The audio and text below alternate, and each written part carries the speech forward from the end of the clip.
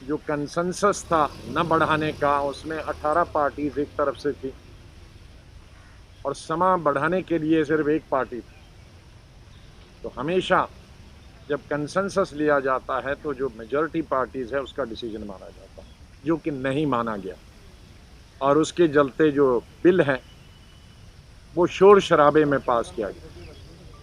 राज्यसभा की हमेशा परंपरा रही है कि कोई भी कानून, कोई भी बिल शोर शराबे में पास नहीं किया जाता है, पारित नहीं किया जाता।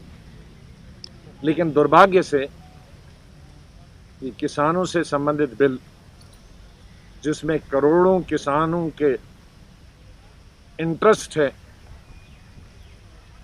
वो क्लास बाय क्लास वोटिंग के बगैर पास हुआ। वो किसी अमेंडमेंट पर जो अपोजिशन ने दी थी बिल को सुधार करने के लिए या किसानों के हित में जो उन्होंने सलाह मशवरे और सजेशंस दिए थे, उन पे वोटिंग नहीं हुई। मैंने कोर्ट मेरे प्रीवियस कुलीग स्वर्गीय वरुण जेटली को किया कि उन्होंने कहा कि अगर डिवीजन के बगैर कोई बिल पास होता है तो वो गैर कानूनी होता है। वो एक अच्छे वकील भी थे, एलओपी भी थे, मैं उनको कोर्ट किया। मैंने गवर्नमेंट ऑफ इंडिया को भी कोर्ट किया कि वो सुप्रीम कोर्ट में गए हैं वहाँ की विधानसभा के खिलाफ उत्तराखंड की, कि जहाँ डिवीजन अलाउ नहीं किया था, तो government of India supreme court. तो हमने कल राष्ट्रपति जी को भी लिखा है कि जो बिल पास हुआ है उसमें तमाम प्रोसीजर्स जो होते हैं पार्लियामेंट्री वो पूरे नहीं किए गए हैं, इसलिए वो इस बिल को स्वीकृति न दें। ये हमने लेटर लिखी। जो हमने बाइकआउट किया, हमने इसमें 3 कंडीशन रखी। एक तो एमएसपी सरकार ने कल अनाउंस की, उसका मतलब है कि मंत्री और सरकार के बीच में कोई कोऑर्डिनेशन नहीं। ये जब किसानों का बिल परसों ला रहे थे तो एमएसपी तो उसमें अनाउंस करनी चाहिए थी। अब इतना हंगामा विपक्ष ने किया और उसके 2 दिन के बाद एमएसपी हो गया। चलो एमएसपी कर दिया, उसका स्वागत है, हम उसके खिलाफ नहीं हैं, लेकिन एमएसपी को लेकर हमने 3 कंडीशन रखी और जब तक ये 3 कंडीशनें पूरी नहीं होती हैं तब तक हमारा बाइकआउट रहेगा विपक्ष। 3 कंडीशनें हैं। नंबर 1 कि बिल में जो प्रावधान रखा गया है, पहले तो हम चाहते हैं कि माननीय राष्ट्रपति जी उसको स्वीकृति न दें, उसको परमिशन न दें ताकि उसमें अमेंडमेंट लाई जाए। लेकिन मान लीजिए अगर राष्ट्रपति जी ने स्वीकृति दी और ये कानून बना, तो हम चाहते हैं कि एक चौथा बिल आना चाहिए, तीसरा बिल आना चाहिए, या सदन के अंदर माननीय प्रधानमंत्री जी ने या कृषि मंत्री ने कहना चाहिए 3 चीज़ें कि एक, ये जो ओपन मार्केट में बेच सकता है किसान, चाहे वो चावल बेचे, चाहे वो गेहूं बेचे, चाहे वो कुछ भी बेचे, वो एमएसपी से नीचे नहीं बेच सकता। खरीदने वाला एमएसपी से नीचे नहीं खरीद सकता और उसको गैर कानूनी बनाना चाहिए। अगर कोई एमएसपी से नीचे खरीदेगा प्राइवेट तो उसको कानूनी सजा होनी चाहिए। दूसरा, जो एमएसपी है वो फिक्स होनी चाहिए C2 formula of Swaminathan committee का जो रूल है उसके आधार पर एमएसपी फिक्स होना चाहिए। तीसरा, प्राइवेट के एजेंसीज के बगैर भी स्टेट एजेंसी और गवर्नमेंट ऑफ इंडिया की तरफ फूड कॉरपोरेशन ऑफ इंडिया अनाज खरीदती है, तो चाहे स्टेट एजेंसियां हों जो अनाज खरीदे या एफसीआई अनाज खरीदे, उनके लिए भी अनिवार्य होना चाहिए कि वो एमएसपी से नीचे नहीं खरीद सकते हैं। ये 3 कंडीशनें हमने रखी है कि अगर ये 3 कंडीशनें हमारी नहीं मानी गई तो हम तब तक बाइकआउट रखेंगे। आप ये बिल के पीछे से भी जाकर देख सकते हैं, क्योंकि हम पंजाब से आते हैं।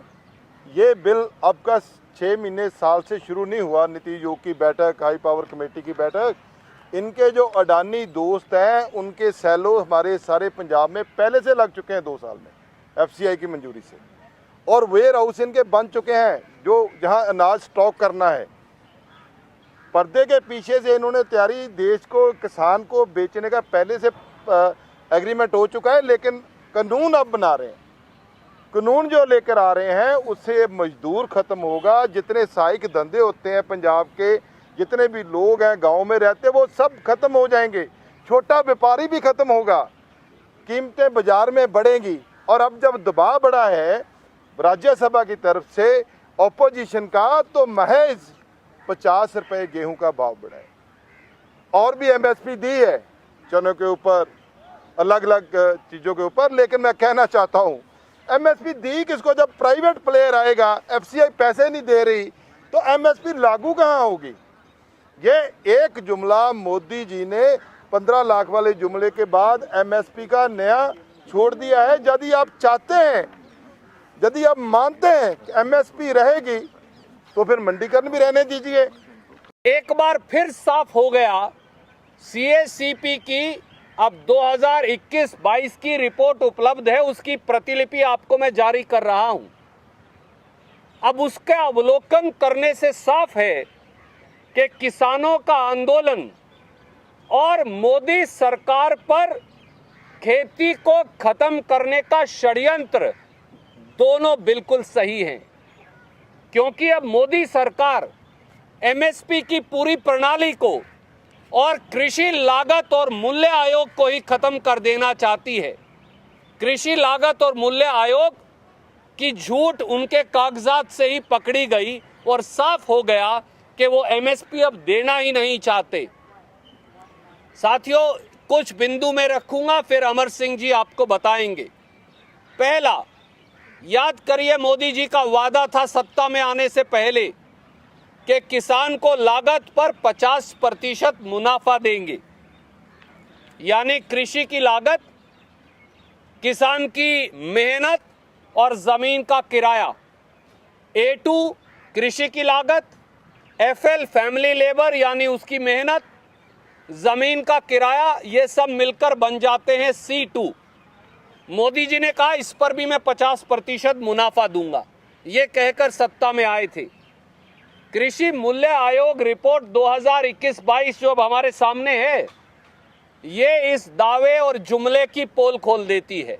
नंबर 2, गेहूं के 2021-22 के एमएसपी में 2.6% या 2.5% की वृद्धि ही लागत पर 50% मुनाफा देने के मोदी जी के जुमले और आय दुगनी करने के भाजपाई झूठ को उजागर कर देती है।